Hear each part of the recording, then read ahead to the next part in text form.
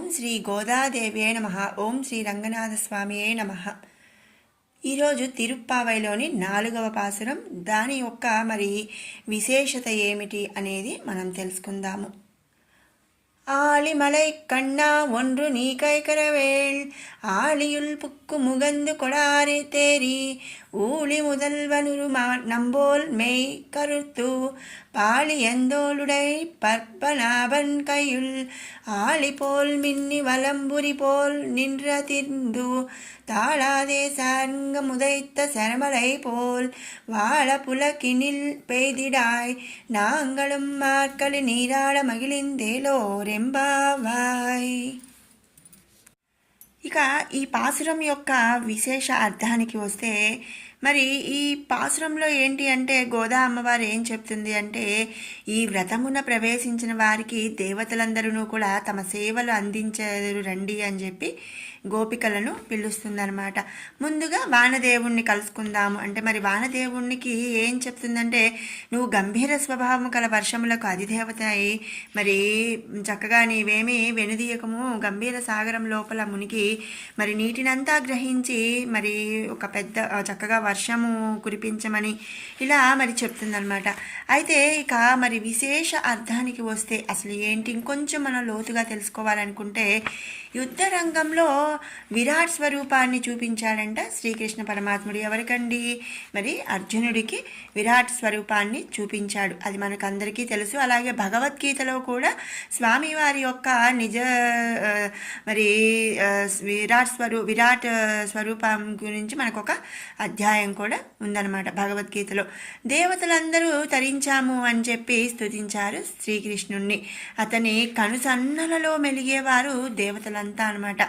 అతని ప్రీతిని పొందడానికి వారు ఎప్పుడు కూడా ప్రయత్నిస్తూ ఉంటారు. ఏ విధంగా అయితే ఇప్పుడు మనం ఒక హెడ్ ఉన్నారనుకోండి, మన క్లాస్ టీచర్ కానివ్వండి, మన ఇంట్లో హెడ్ కానివ్వండి, వాట్ ఎవర్, మనం ఏం చేస్తామండి, మనం అందరం కూడా ఆ ఇంటి యజమాని కనుసన్నల్లోనే ఉంటూ ఉంటాం. లేదు మనం ఒక జాబ్ చేస్తున్నాం అనుకోండి, ఇంటికన్నా కూడా మనం ఒక జాబ్ చేస్తున్నాము. ఆ జాబ్ ప్లేస్లో మనం ఏం చేస్తాం, ఆ మేనేజర్ అండర్లోనే అందరూ ఉంటారు. ఆ మేనేజర్ అందరినీ గమనిస్తూనే ఉంటాడు. అయితే మనమే అంటే జాబ్ మామూలు వాళ్ళు ఏం చేస్తారండి, ఆ మెయిన్ హెడ్, ఆ మేనేజర్ యొక్క అతనికి కంట్లో పడటానికి అని చెప్పచ్చు ఎప్పుడు మనం ప్రయత్నిస్తూ ఉంటాం అనమాట. ఆ మేనేజరు మనల్ని రికగ్నైజ్ చేయాలి, మన వర్క్ రికగ్నైజ్ చేయాలి. ఇలా మనం ఆ మేనేజర్ కన్సర్న్ ఆయనకి మనం తెలియాలి మన వర్క్ అన్నట్టు మనం ఎప్పుడు ప్రయత్నిస్తూ ఉంటాము. అదేవిధంగా ఇక్కడ దేవతలందరూ ఏం చేస్తున్నారండి, శ్రీమన్నారాయణుడి యొక్క ప్రీతిని పొందడానికి ఎప్పుడు ప్రయత్నిస్తూ ఉంటారట. అతని భక్తులకు సేవ చేస్తే అతని మెప్పు పొందుట సులభం అని చెప్పి వారికి తెలుసు. అంతే కదా. ఇప్పుడు చూడండి, మనం మేనేజర్ కానీ మన హెడ్ పై వాళ్ళు ఎవరైనా ఉన్నారనుకో, వాళ్ళ ఇంట్లో ఏదైనా చిన్న చిన్న వర్క్ ఏదైనా ఉంటే అలా చేస్తూ ఉంటారు కొంతమంది. ఎందుకంటే వాళ్ళకి ఇష్టమైన వాళ్ళని మనం వాళ్ళకి ఏమైనా చేస్తే మనల్ని గుర్తిస్తారేమో అని ఇలా కూడా జరుగుతూ ఉంటాయి. మనం ముఖ్యంగా ఏంటంటే గవర్నమెంట్ జాబ్స్ వాళ్ళు అట్లా కొన్ని సెక్షన్స్లో మనం ఇలా చూస్తూ ఉంటాం అనమాట. ఏంటంటే మన పైన హెడ్ వాళ్ళ ఇళ్ళల్లో కానీ వాళ్ళకి ఇష్టమైన వాళ్ళకి ఏమైనా హెల్ప్ చేస్తూ ఉండటం కానీ ఇలా కొన్ని సెక్షన్స్లో మనం చూస్తూ ఉంటాం. శ్రీకృష్ణ భక్తులైన గోపికలకు కొంత సేవ చేసి తరిద్దాము అని చెప్పి వరుణదేవుడు వచ్చాడంట. ఎప్పుడండి? ఈ ధనుర్మాసం ఆండాళమ్మవారు స్వామివారికి సేవ చేయాలి అని చెప్పి సంకల్పించినప్పుడు అయితే వరుణదేవుడు వచ్చాడు. ఎందుకు? గోపికలకు ఎంతో కొంత సేవ చేస్తే శ్రీకృష్ణ పరమాత్ముడి యొక్క కనులలో మనం పడతాము అంటే ఆయన ప్రీతి మనం పొందుతాము అని చెప్పి వరుణదేవుడు వచ్చాడు. అప్పుడు అతనికి ఆండాళ్ తల్లి ఏం చెప్తుందండి, ఎలా నువ్వు స్వామివారికి సేవ చేయాలో అని చెప్పి సేవ చేయాలి అనేది వరుణదేవుడికి ఆండాళ్ అమ్మవారు ఈ పాసురంలో వివరిస్తుందంట. చూడండి, అసలు ఆ వరుణదేవుడు శ్రీకృష్ణుడి ప్రీతిని పొందడానికి రావటం ఏంటి, ఆండాళ్ అమ్మవారు వరుణదేవుడికి వివరిస్తుంది ఎలా సేవ చేయాలి అనేది. మరి ఎలా చేయాలని చెప్పిందండి? శ్రీకృష్ణుల భక్తుల ప్రభావం చాలా గొప్పదండి. వీరికి దేవతలంతా కూడా ప్రణమిల్లుతారనమాట. ఆ దేవతలందరూ కూడా మరి ఈ కృష్ణ భక్తులకు సేవ చేస్తారంట, హెల్ప్ చేస్తూ ఉంటారంట. వీరి వద్దకు దైత్యులు అనే వాళ్ళే రారు. దైత్యులు అంటే ఎవరండి? రాక్షసులు అనమాట. ఇక శ్రీకృష్ణ భక్తులు అంటేనే అసలు ఫుల్ పాజిటివ్, నో నెగిటివ్ అనమాట. వీరు ఉన్న చోట రాక్షసులు నశించిపోతారు. అసలు వాళ్ళకి ఇంకా కృష్ణుణ్ణి కాదండి, కృష్ణ భక్తుల్ని చూసినా కూడా రాక్షసులకి మరి భయకంపితులైపోతారట. ఇక వాళ్ళ శత్రువుల పీడ భక్తులను ఏమీ చేయలేదు. రాక్షసులే ఏం చేయలేకపోయారంటే ఇంకా శత్రువులు ఏం చేస్తారండి? శత్రువుల పీడ అనేదే భక్తులకు ఉండదనమాట. ఎవరికి? శ్రీకృష్ణ భక్తులకి. వీరు భగవన్నామ సంకీర్తన చేస్తారు కనుక ఆ శక్తి వీరికి లభిస్తుంది అని మాంగళ్య వివృద్ధి స్తోత్రం మన ధర్మశాస్త్రం తెలిపింది. ఇక్కడ మనం చూస్తేనండి ఎట్లా అంటే మరి మన మన సర్వ సృష్టి, సకల సృష్టి కూడా మూలమైనటువంటి బీజాక్షరం ఏంటండి? ఓంకారం. అయితే మరి అందరూ ఒక కాన్సన్ట్రేషన్, ఒక రూపం అనేది ఉండాలి కాబట్టి మరి ఆ రూపమే ఈ శ్రీకృష్ణ భగవంతుడిగా మనం అనుకుంటున్నాం అనమాట. అయితే మరి మనం శ్రీకృష్ణ భగవన్నామస్మరణ చేస్తున్నాం కాబట్టి ఇక ఫుల్ మన చుట్టూ కూడా ఒక పాజిటివ్ వైబ్ అనేది వస్తుంది. నెగిటివిటీ అనేది మన చుట్టూ ఎక్కడా కూడా దరిచేరదనమాట. ద్రవంతి దైత్యా ప్రణమంతి దేవతా నశ్యంతి రాక్షాంసి అపయంతి చారయ యత్ కీర్తనాత్. అంటే ఏంటంటే మరి ఎప్పుడైతే మనం కీర్తన చేస్తామో, భగవన్నామ సంకీర్తన చేస్తూ ఉంటామో అప్పుడు ద్రవంతి దైత్యా అంటే రాక్షసులు అక్కడ ఉండలేరనమాట. ప్రణమంతి దేవతా, దేవతలు వాళ్ళకి ప్రణమిల్లుతారు. నశ్యంతి రాక్షసి, మరి శత్రువులు కానీ రాక్షసులు కానీ నశించిపోతారు. అపయంతి చారయ, శత్రువుల పీడ అనేది ఉండదు. ఎప్పుడండి ఇవన్నీ జరిగేది? కృష్ణ భగవంతుని యొక్క నామకీర్తన మనం చేస్తున్నప్పుడు ఇవన్నీ కూడా జరుగుతూ ఉంటాయి అన్నమాట. ఇక నెగిటివిటీ అనేది మన చుట్టూ ఎక్కడ దరిచేరదు.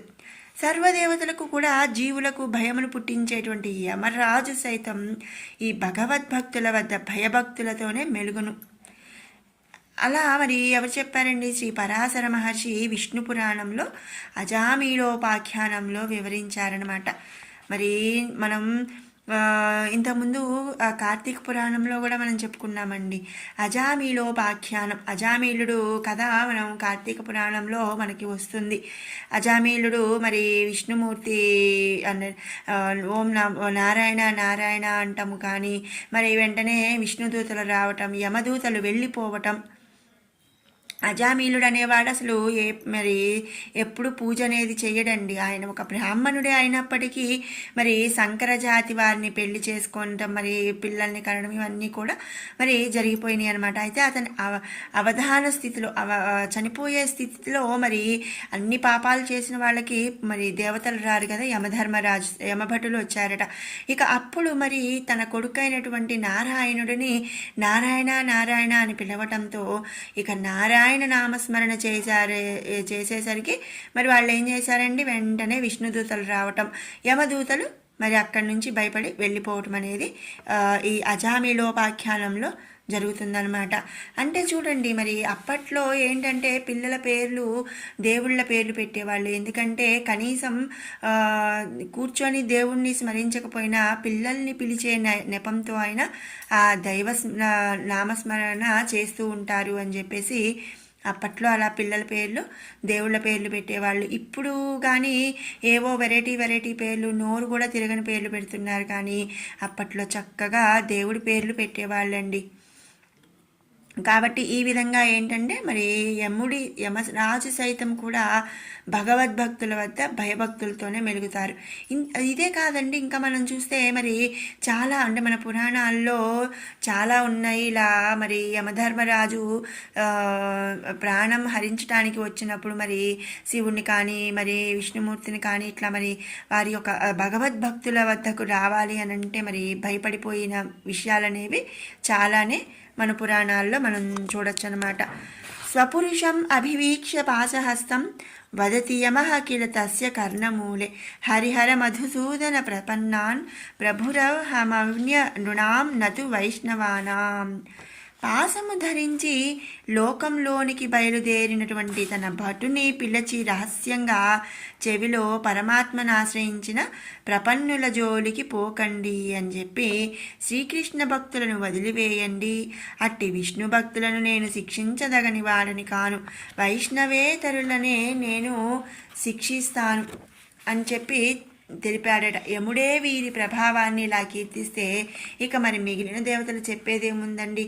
అందుకే వరుణుడు వచ్చి ఏం చేశాడు, సేవకు సిద్ధమైపోయాడు. పెద్ద అధికారి మన మీద ప్రేమతో మనం కోరినదే తడవున మన ఇంటికి రావడానికి సిద్ధపడితే మనకి ఎట్లా ఉంటుందండి.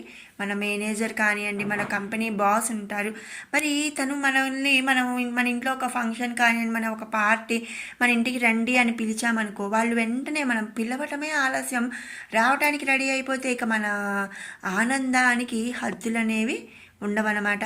మనం అప్పుడు ఏం చేస్తామండి, ఇక అందరూ కలిసి ఏం చేస్తామంటే ఇంటిలోనే వసతులన్నీ సరిచేయటం, అంటే నీట్గా సర్దటం, మొత్తం డెకరేట్ చేయటం, ఆ అధికారి అనుగ్రహాన్ని పొందేందుకు మన చుట్టూ తిరుగుతారు. మరి అంతే కదా, మరి వాళ్ళకి ఏమేమి ఇష్టం, మరి వాళ్ళకి ఎట్లా చేస్తే మరి వాళ్ళు మనని చక్కగా మనకి ప్రమోషన్ ఇస్తారు, లేకపోతే మనల్ని చక్కగా చూసుకుంటారు, ఇవన్నీ మనం ఆలోచించి మనం చేస్తూ ఉంటామన్నమాట. అదేవిధంగా సాక్షాత్తు శ్రీకృష్ణ పరమాత్మ ప్రసన్నుడై మన గోపికా జనానికి అంతటికీ ఆండాల్ ద్వారా కోరినటువంటి పురుషార్థాన్ని ఇస్తాను అన్నాడు. కనుక ఇక మరి క్రింద యంత్రాంగమంతా తమ పదవులకు తగినట్టు సేవ చేసి మరి వారి యొక్క సత్తాను చూపించి మరి వాళ్ళ స్వామి యొక్క అనుగ్రహాన్ని పొందుదాము అని చెప్పి వస్తున్నారనమాట. మరి ముందుగా వరుణదేవుడు వచ్చాడు. వీరికి ఏం కావాలో తెలుపమన్నాడు. మరి వరుణదేవుడు వచ్చి మరి గోపికలను మరి మీకేం కావాలో తెలపండి, నేను అది చేస్తాను, మరి ఆ సేవ చేసుకుంటాను అని చెప్పి వరుణదేవుడు చెప్పాడంట. మన ధనుర్మాసం శ్రీకృష్ణ భగవానునికి ప్రీతికై చేసే వ్రతం. తల్లి పేరుని తడిపితే మొక్క అంతా బ్రతుకుతుంది, తల్లి వేరుని. అలానే జగత్తుకి మూలమైనటువంటి శ్రీకృష్ణునికి ఏమి చేసినా సరే అది లోకాలన్నింటినీ జీవింపచేస్తుంది. ఆ ఫలితం లోకులందరి క్షేమానికే అవుతుందన్నమాట. ఏ విధంగా అయితే మరి కుచేలుడు 2 పిడికెళ్ళు అటుకులిస్తే శ్రీకృష్ణుడు ఆరగించగానే ఏమైందండి, లోకాలన్నీ కూడా కడుపు ఫుల్ అయిపోయి తృప్తి చెందాయి. అలానే మనం స్వామి ప్రీతికై ప్రేమతో విశ్వాసంతో ఏ కొద్దిగా చేసినా సరే మరి దానివల్ల భగవానుడు సంతోషించి లోకానికి అంతకు కూడా శ్రేయ పరంపరలను ప్రసాదిస్తాడు. మరి ఈ ధనుర్మాసం, ముఖ్యంగా ధనుర్మాసం ఏంటి అంటే మనం ఒక్కళ్ళమే ఇంట్లో కూర్చొని చేసుకునేటువంటి ఒక పండగ కాదండి. అందరూ కలిసి చక్కగా ఒక్క దగ్గర చేరి ఆ శ్రీకృష్ణ భగవంతుణ్ణి ఆరాధించే ప్రత్యేకమైనటువంటి పండుగే ఈ ధనుర్మాస వ్రతం అన్నమాట. మామూలుగా అయితే అన్ని వ్రతాలు ఎవరిళ్లల్లో వాళ్ళు చేసుకుంటూ ఉంటాం. ఈ ఒక్క వ్రతం మాత్రమే అందరూ కలిసి ఒక్క చోట చేరి చేసుకుంటారు. కాబట్టి మరి ఏంటంటే ఆ భగవానుడి యంత్రాంగం అంతా కూడా కదులుతుంది. వాయువు అనుకూలంగా వీస్తుంది. వాయువు అంటే గాలి అన్నమాట. వరుణుడు సకాలంలో తగినంతగా అవసరమైనంత పర్వత ప్రాంతాలలో వర్షిస్తాడు. అర్థాత్ ప్రకృతి అంతా కూడా అనుకూలమై కలకలలాడుతుంది. ఏ విధంగా అయితే మరి ఒక మినిస్టర్ కానివ్వండి, ఒక కంపెనీ హెడ్ మన ఇంటికి రావాలి అని మనం పిలుస్తాము, వస్తారు. అప్పుడు ఏం చేస్తారండి, మరి వాళ్ళ యొక్క సెక్యూరిటీ వాళ్ళు ఇవన్నీ కూడా అన్నీ చూస్తారు. మరి ఏమైనా అక్కడ ఏమైనా కావాలా సార్కి, మరి ఏమైనా మరి వాళ్ళకి కావాల్సినటువంటి విషయాలు ఏమైనా ఉన్నాయా, ఇవన్నీ కూడా ఎలా అయితే చెక్ చేస్తారు, ఎలా చేస్తారో అదేవిధంగా ఇక్కడ భగవానుడి యొక్క యంత్రాంగం అంతా కదిలిందంట. వాయువు అనుకూలంగా వీచిందంట. ఎక్కువ కాకుండా తక్కువ కాకుండా మరి స్వామివారికి మంచిగా గాలి రావాలి, ఎక్కువ గాలి ఉండకూడదు, తక్కువ ఉండకూడదు. అలాగే వర్షం సకాలంగా అవసరమైనంత వరకే వర్షం కురుస్తుంది. మరి హెవీ రెయిన్ అనుకోండి, మరి ఆ వర్షంలో అందరూ కలిసి భగవంతుడి దగ్గరికి వెళ్ళి మరి ప్రార్థించలేరు కదా. అలాగే అసలు లేకపోతే నీటి కొరత ఏర్పడుతుంది. కాబట్టి అవసరమైనంత వరకు వర్షం అనేది వర్షిస్తాడు. అలాగే మరి అనుకూలమైనటువంటి ప్రకృతి ఉంటుందన్నమాట. మరి అవన్నీ కూడా మరి లోకం సుఖించడానికి అవసరం కదండి. మరి గాలి లేకపోయినా బతకలేం, అదే హెవీగా గాలి ఉన్నా కూడా బతకలేం. సేమ్ వర్షం కానీ ఎండ కానీ అన్నీ కూడా ఏదైనా ఎక్కువైనా బతకలేం, తక్కువైనా బతకలేము. భగవానుడే భక్త పరాధీనుడై వారి శాసనానికి లోబడి ప్రవర్తిస్తూ ఉంటే మరి ఇక దేవతలు వారి ఆజ్ఞావస్తులై ఉంటారని మరి వేరే చెప్పాలా అండి. శ్రీకృష్ణ పరమాత్ముడు గోపికలకు మరి వశమై ఉన్నాడు, మరి ఆ గోపికల ఆధీనుడై ఉన్నాడు. మరి ఆయన అండర్లో పనిచేసే వాళ్ళందరూ ఇంకేం చేయాలండి, మరి వాళ్ళకి ఏం కావాలో చూడక తప్పదు కదా. వచ్చినటువంటి వరుణదేవుణ్ణి చూసి మన ఆండాళ్ళ తల్లి ఏం చెప్పిందంటే, అతని ఔదార్యాన్ని కీర్తిస్తూ, అంటే మరి ఆయనకి రావాల్సిన అవసరం లేదు, భగవంతుడిని రమ్మన్నావు ఆయన వస్తాడు, అయిపోయింది అనుకోకుండా మరి వరుణదేవుడు మరి నీకేమైనా సహాయం కావాలా తల్లి అంటూ ఆండాళ్ళ అమ్మవారి దగ్గరికి వచ్చి అడిగాడు. అతని ఔదార్యాన్ని కీర్తించిందనమాట అమ్మవారు ముందుగా. తర్వాత మాకంటూ ప్రత్యేకించి ఏ సేవలు అవసరం లేదు స్వామి, శ్రీకృష్ణుని ఆనందమే మా ఆనందం అని చెప్పింది ఆండాళ్ళ అమ్మవారు. స్నానవ్రతం చేయాలని ఆజ్ఞ, దానికి సమృద్ధిగా నీరు కావాలి, అది తగినంతగా నీవు ఇస్తే మేము స్నానం ఆడతాం, ఊరి వారందరికీ నీటి సమృద్ధి ఏర్పడుతుంది, పంటలు పండుతాయి, అప్పుడు మా స్వామి ఆనందిస్తాడు, నీవు ఆయనను ఆనందపరిచిన వాడవవుతావు కాబట్టి మరి అనుకూల వర్షాలు కురిపించు అని చెప్పి ప్రార్థిస్తుంది.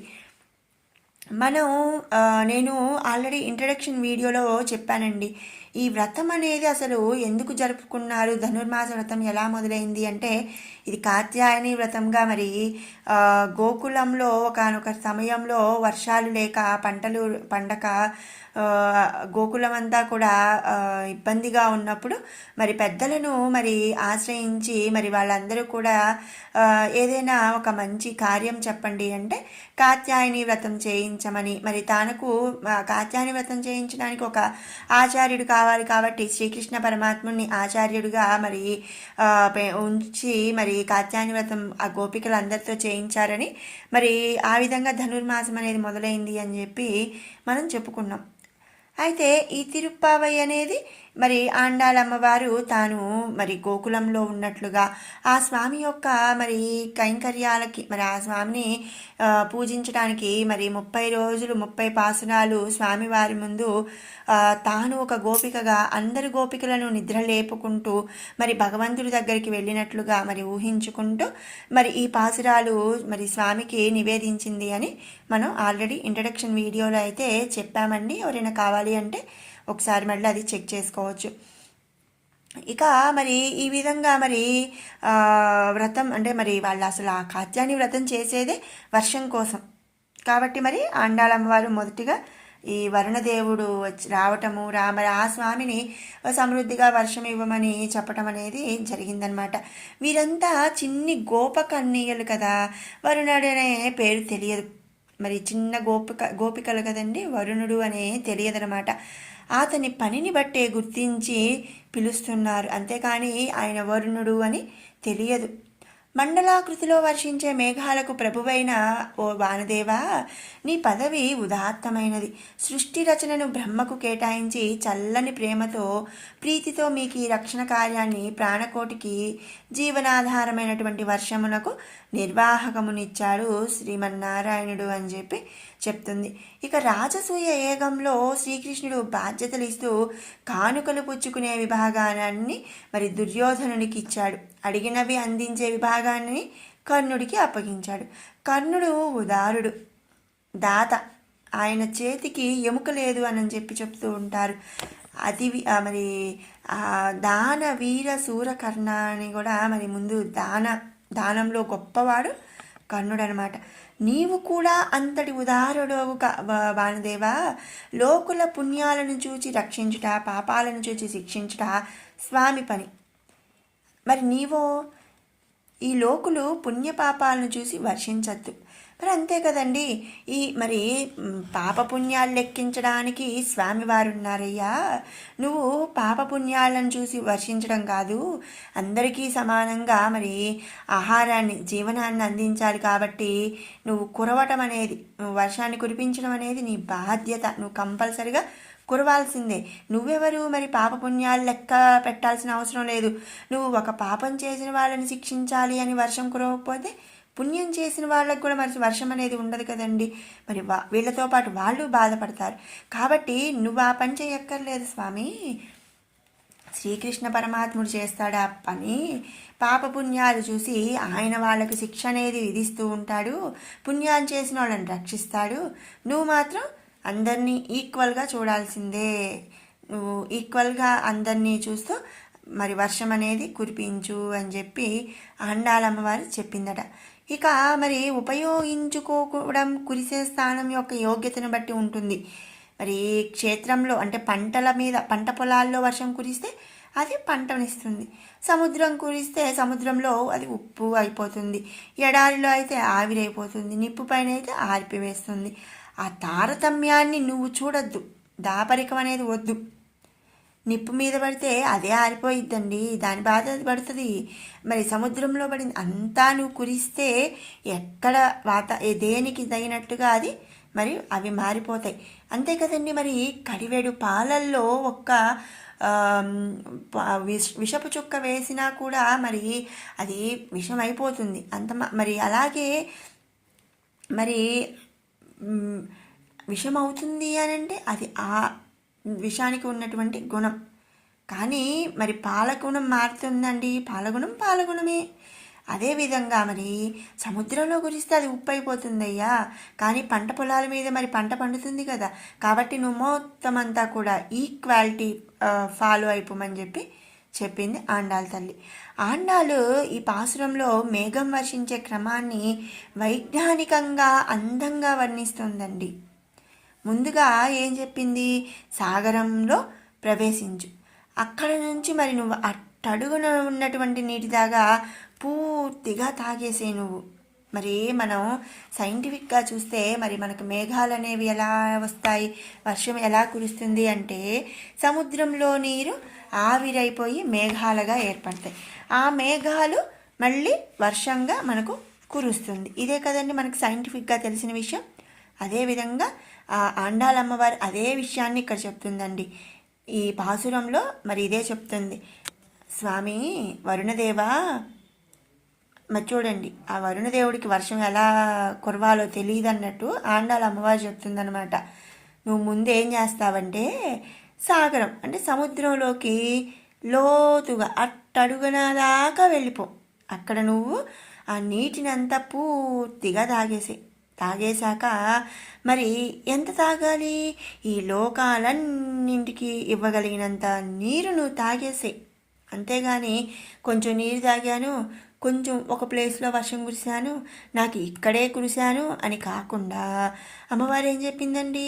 పాపపుణ్యాలు స్వామివారు చూసుకుంటారు, లోకుల యొక్క పాపపుణ్యాలు. నువ్వు మాత్రం లోకమంతా కూడా ఒకే రకంగా వర్షించు తండ్రి అని చెప్పి చెప్పింది. కాబట్టి నువ్వు లోపల దాకా వెళ్ళిపో సముద్రంలోకి. ఈ లోకాలన్నిటికీ ఇవ్వగలిగినంత నీరు బాగా తాగేసి అప్పుడు నువ్వు మేఘాలుగా ఏర్పడి లోకమంతా కూడా వర్షాన్ని ఇచ్చేసేమని చెప్పి చెప్పిందనమాట. ఉపమానంగా మనం చెప్పబడేది ఏంటంటే ఉపమేయము కంటే కూడా గొప్పది కావాలి. మరి భగవానుని పొగుడుతూ కవులంతా మేఘవర్ణుడా అంటారు. మేఘం అంటే నీలమేఘ శ్యాముడు అంటే ఏంటండి? నీలి రంగు అన్నమాట. మరి మేఘవర్ణుడా అని చెప్తూ ఉంటారు. జ్ఞానం లేని వర్షిస్తే తెల్లబడిపోయి కొంత మేర మాత్రమే వ్యాపించి అస్తమానము లేని మేఘంతో భగవాన్ని పోల్చటం అతన్ని గౌరవించడం కాదండి, అవమానించడం అవుతుంది అని చెప్పి ఆండాళమ్మవారు ఇక్కడ మరి దాన్ని సవరించిందనమాట. ఏ విధంగా? ఎముకల వలె తెల్లగా తోమిన పలువరస వలె నీ కీర్తి. మేఘమును కృష్ణునితో పోల్చిందనమాట. మరి మేఘ శ్యాముడిని మరి ఎలా చేసిందో చూడండి. రెండు భాగాలుగా సవరించింది. అప్పుడేంటి అది ఎగతాళి దూషణ కాకుండా మరి అమ్మవారు సవరించింది. తెల్లగా తోమిన పళ్ళు వరస కలిసి ఉన్నటువంటి నీ కీర్తి ఎట్లా ఉందంటే మేఘమును కృష్ణునితో పోల్చినట్టుగా ఉందన్నమాట. మరి మేఘముతో కృష్ణుణ్ణి పోల్చిందనమాట. ఓ మేఘమా, నీటిని నిండుగా కల నీవు సృష్టికర్తగా ఉండే శ్రీకృష్ణుని దివ్యదేహం లాంటి ఛాయను పొందాలి. మరి చూడండి, తెల్లగా ఉందనుకోండి ఆకాశం, అప్పుడు మేఘాలు అనేవి మరి తెల్లగా ఉంటే వర్షం కురవదు. మనం గమనిస్తే బాగా నీలి రంగులోకి వచ్చేస్తే అప్పుడు ఆ మేఘాలు అనేవి ఫుల్గా ఉండి మనకి పెద్ద వర్షం పడిద్ది అనుకుంటాం. కాబట్టి ఇక్కడ మేఘాలను శ్రీకృష్ణుని దివ్యదేహం లాంటి ఛాయను పొందాలి స్వామి అంటూ నీలి కాంతులీనాలి అని చెప్పి చెప్తుందనమాట. అంటే నువ్వు అంత ఫుల్గా వాటర్ తాగేసేయి మేఘా వరుణదేవా అని చెప్పి చెప్తుందనమాట. ఒక్కసారి ఆకాశమంతా ఎత్తు నీవు ఎదగాలి. కింద వర్షిస్తే కొంత మేరకే తడుస్తుంది. మా ఊరికే కాదు, లోకానికి అంతకు కూడా నీ లాభం కలగాలంటే ఎక్కువ ఎత్తు చేరాలన్నమాట. మరి తక్కువగా ఉంటే ఏంటి, మరి మనకు వర్షం కురిస్తే కొంచెమే పడుతుందండి, కొంత ప్లేస్లోనే పడుతుంది. అదే నువ్వు హైట్కి వెళ్తే మరి లోకమంతా కూడా నువ్వు వర్షాన్ని అనేది ఇవ్వగలుగుతావు అని చెప్పి చెప్తుంది. మా శ్రీకృష్ణుని చేయి అడిగిన వారికి అడిగినవన్నీ ఇచ్చి పెరిగినటువంటి సుందర బాహువు. అడిగిన వాళ్ళకి లేదు అనకుండా ఏది అడిగితే అది ఇస్తాడు శ్రీకృష్ణ పరమాత్మ. అట్లా ఇస్తూ పెరిగినటువంటి సుందరమైన వాడు మా శ్రీకృష్ణ పరమాత్మ. అంతేకాని ఇష్టమైన వాళ్ళకి ఇస్తాను, కొంతమందికే ఇస్తాను, ఒక్కళ్ళకే ఇస్తాను, నువ్వు 10 రూపాయలు అడిగితే 5 రూపాయలే ఇస్తాను అని కాదు. అడిగిన వాళ్ళకి అడిగినంత ఇస్తాడు మా శ్రీకృష్ణ పరమాత్మ. దానికి అలంకారంగా ఉన్న చక్రం వలె ముందు నువ్వు మెరవాలి. చక్రం ఏంటండి? సుదర్శన చక్రం. నువ్వు సుదర్శనుడు కావాలి. స్వామి ఎడమ చేతిలోని శ్రీ పాంచజన్యము వలె ఘనమైనటువంటి గర్జన చేస్తూ ఉరమాలి. మరి పాంచజన్యం అంటే ఏంటండి? స్వామివారి యొక్క శంఖం అన్నమాట. స్వామివారి శంఖం పేరు పాంచజన్యం ఏంటండి? అసలు శంఖానికి పేరు ఏమిటండి? దీనికైతే ఒక కథ ఉందండి. పాంచజన్యం అనేది శంఖం, అది ఎలా స్వామివారి చేతికి వచ్చింది అంటే, స్వామివారు మరి మధురకు వచ్చిన తర్వాత అక్కడ మరి కంసవధ జరిగినడం అయిపోయిన తర్వాత అక్కడే ఉండిపోతాడు. ఇక మరి స్వామి మరి విద్యాభ్యాసం చేయాలి కాబట్టి గురుకులానికి వెళ్ళటం, అక్కడ గురుకులంలో మరి తన విద్యాభ్యాసాన్ని బలరామకృష్ణులు పూర్తి చేసుకున్నారు. ఇక గురువుగారి దగ్గరికి వచ్చి మరి గురుదక్షిణ ఇవ్వాలి కదండి. ఆ రోజుల్లో ఏంటంటే ఇప్పట్లాగా స్కూల్కి పొద్దున్నే వెళ్ళాం, సాయంత్రం వచ్చాము, మరి లక్షల ఫీజు కట్టాం కాదండి. గురుకులానికి వెళ్తారు. రాజు బిడ్డ అయినా మరి లేని వాళ్ళని ఎవరైనా సరే మనం చదువుకోవాలంటే గురుకులంలోకి వెళ్ళి అక్కడ మనం ఇప్పుడు హాస్టల్లో ఉన్నట్టుగా అక్కడ గురుకులంలో ఉండి గురుసేవ చేసుకుంటూ అక్కడ విద్యాభ్యాసన చేసి మరి గురుదక్షిణ అనేది ఇస్తూ ఉంటారనమాట. ఆ విధంగా మరి బలరామకృష్ణులు గురువు గారిని మీకు గురుదక్షిణ ఏం కావాలి అని అడిగినప్పుడు ఆ గురువుగారు ఏం చెప్పారంటే, నాకు ఉన్న ఒక్కగానొక్క కుమారుడు మరి చాలా రోజులైందయ్యా, సముద్ర స్నానానికని వెళ్ళాడు, అప్పటి నుంచి తిరిగి రాలేదు అని చెప్పి ఆ గురువు గారి మరి ఆ కొడుకు గురించి గురుమాత బాగా బాధపడుతుంది కాబట్టి వీలైతే నా బిడ్డని తీసుకురమ్మని చెప్పి కృష్ణ పరమాత్మని గురువుగారు అడుగుతారు. ఆయన పేరేంటండి? ఉద్ధవుడు అనమాట. ఇక అప్పుడు శ్రీకృష్ణ బలరాములు ఇద్దరూ కూడా సముద్రం దగ్గరికి వెళ్ళి సముద్రాన్ని బెదిరించటం, మరి నా గురువుగారి బిడ్డని నీలో ఎందుకు ఉంచుకున్నావు, మరి అతన్ని నాకు ఇచ్చేస్తావా లేదా, నీ అంతం చూస్తాను అని చెప్పి సముద్రుని బెదిరించడం. ఆ బెదిరింపుకి భయపడిపోయి సముద్రుడు వచ్చి, స్వామి నాకేం సంబంధం లేదు, మరి నేను గురుపుత్రుడు స్నానానికి వచ్చినప్పుడు పెద్ద అల రావటం, ఆ అలతో పాటుగా పంచజన్యుడు అనే ఒక రాక్షసుడు బయటకు వచ్చి నీ గురుపుత్రుడిని మింగివేయటం అనేది జరిగింది. ఆ పంచజన్యుడు అనే ఆయన మరి ఈ సముద్రం లోపలే వసిస్తున్నాడు అని చెప్పి ఆ పంచజన్యుడి గర్భంలో ఉన్నాడు నీ గురుపుత్రుడు అని చెప్పి చెప్పాడనమాట. ఇక అప్పుడు ఒక్క తడువున మరి శ్రీకృష్ణ పరమాత్ముడు సముద్రం లోపలికి వెళ్ళిపోయి ఆ పంచజన్యుడు అనే రాక్షసుణ్ణి మరి రాక్షసుడితో యుద్ధం చేసి ఆ రాక్షసుడి యొక్క పొట్టను చీల్చి తన గురుపుత్రుడు ఉన్నాడేమో అని చెప్పి చూశాడనమాట. ఆ రాక్షస వధ అనేది చేశాడు. ఇక ఆ పంచజన్యుడి గర్భంలో అయితే గురుపుత్రుడు లేడు, కానీ ఒక శంఖం అనేది ఉంది. ఆ శంఖాన్ని శ్రీమన్నారాయణుడు మరి ధరించాడు. ఆ శంఖము పంచజన్యుడు అనే రాక్షసుని గర్భము నుంచి మరి గ్రహించాడు కాబట్టి ఆ శంఖానికి పాంచజన్యము అనే పేరు వచ్చిందనమాట. శ్రీకృష్ణ పరమాత్ముడి చేతిలో ఉండేటువంటి మరి శ్రీమన్నారాయణుడి యొక్క శంఖం పేరు ఆ విధంగా పాంచజన్యము అని వచ్చింది. మరి ఇక్కడ ఆండాళమ్మవారు ఏం చెప్తుందంటే, మరి శ్రీమన్నారాయణుడు స్వరూపమే కదండి కృష్ణ భగవంతుడు. ఆయన చేతిలో ఉన్నటువంటి సుదర్శన చక్రం ఏ విధంగా అయితే మెరుస్తూ ఉంటుందో నువ్వు కూడా అలా మెరవాలి. మరి ఉరుములు మెరుపులతో మరి వర్షం కురుస్తుంది అంటే భీకరంగా బాగా కురుస్తుంది అని కదా అర్థం. ఆ విధంగా నువ్వు మెరవాలి. ఇక మరి స్వామివారి చేతిలో ఉన్నటువంటి పాంచజన్యము ఎలా అయితే ఒక ఘనమైనటువంటి గర్జన చేస్తుందో, ఎంత పెద్ద సౌండ్తో గర్జన చేస్తుందో ఆ విధంగా నువ్వు ఉరమాలి అని చెప్పి వరుణదేవుడికి చెప్పింది. ముందు ఉరమడం, తర్వాత మెరవడం. మరి ఉరుములు మెరుపులు అంటూ ఉంటాం కదండి మనం, ఆ విధంగా మరి ఉండాలి. కృష్ణ పరమాత్ముడి చేతిలో ఉన్నటువంటి సుదర్శన చక్రం పాంచజన్యం లాగా నువ్వు ఉరవాలి మెరవాలి అని చెప్పి చెప్తుందనమాట ఆండాళమ్మవారు. ఇక కాదని అమ్మ చెబుతుంది. కాంతి వేగం ఎక్కువ కనుక ముందు మనకు అది కనబడుతుందండి. అదే క్రమాన్ని తెలుపుతుందంటే ఎంత వర్షం వస్తుంది, ఎంత మెరుపు వస్తుందని మనకు తెలుస్తుంది. అది వింటూ ఆర్తితో ఎదురు చూసే మా కోరికలు తీరా మా స్వామి శారంగమనే ధనస్సు నుండి వెలువడే పరవలే నీవు వర్షించాలన్నమాట. చూడండి, ఇక్కడ అమ్మవారు ఉరుములు మెరుపులు వర్షం ఇవి ఒక క్రమం కదండి. మనకి వర్షం ఎప్పుడైనా పడుతున్నప్పుడు, పెద్ద వర్షం పడుతున్నప్పుడు చూస్తే ఫస్ట్ ఉరుముతుంది, తర్వాత మెరుస్తుంది, ఆ తర్వాత వర్షం అనేది స్టార్ట్ అవుతుంది. కాబట్టి ఎలా మరి ఇక్కడ స్వామివారి చేతిలో ఉండేటువంటి సుదర్శన చక్రంలాగా మెరవాలి, పాంచజన్యము వలె మరి నువ్వు ఉరమాలి.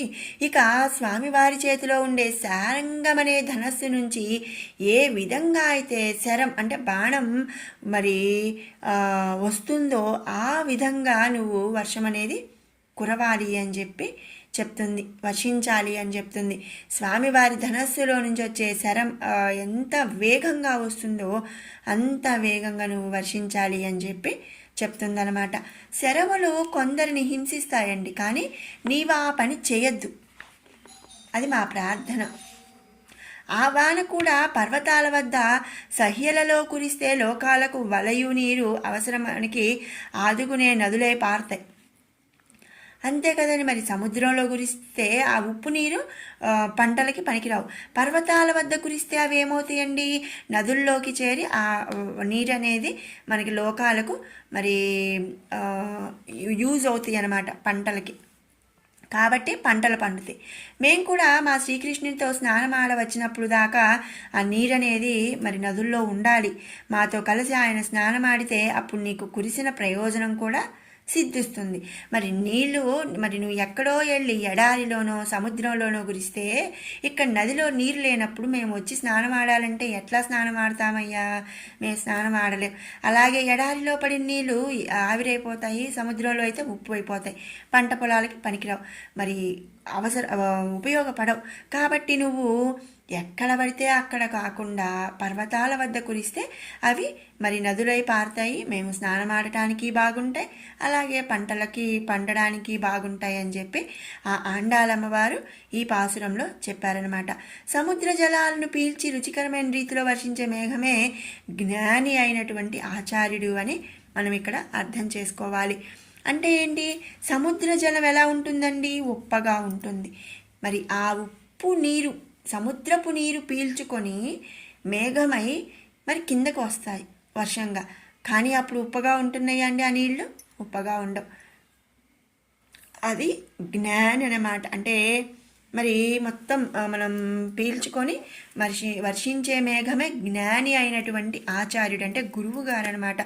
శాస్త్రము భగవంతుడే సముద్రంలో మునిగి తత్సత్వాన్ని గుణాలను గ్రహించి ఉన్నత పీఠాన్ని అధిరోహించి భగవంతుని చిహ్నాలను ధరించి శిష్య హృదయతాపము బాపి మనఃకేదారముల ప్రేమ పంటలు పండునట్లు ఆ శిష్యుల హృదయాల్లో శ్రీకృష్ణుడు ప్రేమ వివహరించునట్లు చేస్తాడనమాట. ఇక్కడ చూడండి, మనం ఈ పాసురంలో చూస్తే ఆండాలమ్మవారు మనకి ఈజీగా అర్థమవటానికి మరి వరుణదేవుడిని తెచ్చింది. శ్రీకృష్ణ భగవంతుణ్ణి మరి భగవంతుడి దగ్గర ఉన్నటువంటి ఆయుధాలతో పోలుస్తూ వరుణదేవుణ్ణి ఎలా కురవాలో చెప్తూ మరి చివరగా మనకేం చెప్పిందండి? అసలు ఈ వరుణదేవుడు ఇవన్నీ ఏంటి అంటే మరి భగవంతుడనే సముద్రం, మరి సముద్రాన్ని మరి భగవంతుడిని ఒక సముద్రంగా పోల్చి ఆ సముద్రంలో మరి మునిగి ఆ మొత్తం తత్వాన్ని గ్రహించి ఆ గుణాలను గ్రహించి మరి అవన్నీ కూడా ఉన్నప్పుడు ఒక ఉన్నతమైనటువంటి పీఠాన్ని అధిరోహించి ఆయన మరి భగవంతుని స్వరూపంగా ఆ చిహ్నాలను ధరించి మరి శిష్యులకు నేర్పిస్తాడనమాట. ఎవరు? ఆచార్యుడు. అంతే కదండి. మిడిమిడి జ్ఞానం కాకుండా ఇప్పుడు మన చిన్నజీయర్ స్వామి ఉన్నారనుకోండి, అట్లాంటి వాళ్ళందరూ కూడా ఏంటి, భగవంతుడనే సాగరంలో వాళ్ళు మునిగి మొత్తం అంతా సారాన్ని గ్రహించి మనకు ఒక ఉన్నత పీఠాన్ని అధిరోహించి మనకు మరి మనకి తాపాన్ని మన హృదయాల్లో ప్రేమ పంటలు పండేటట్లుగా చేస్తున్నారనమాట. ఆ ఆచార్యుడే భగవంతుని ప్రేమ రూపం.